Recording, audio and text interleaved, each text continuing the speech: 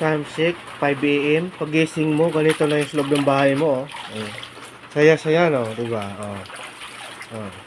Yung pagising mo, ganito na loob ng bahay mo. Saya-saya. Hindi pa dahil sa aso, di ko pa alam na sa loob ng bahay. Hindi kasi tulog, eh. Hindi naman malakas yung ulan, hangin lang.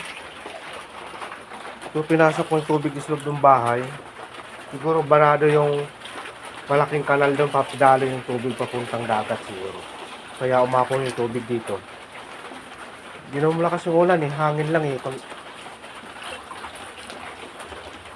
Parang nakarang gabi nga, malakas pa, hindi pa pumasok yung tubig dito, eh.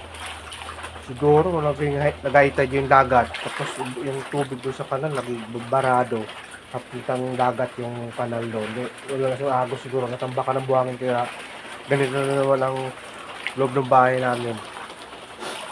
Hindi lang ito yung bahay na ito, mga katabing bahay din na katabing bahay ko din.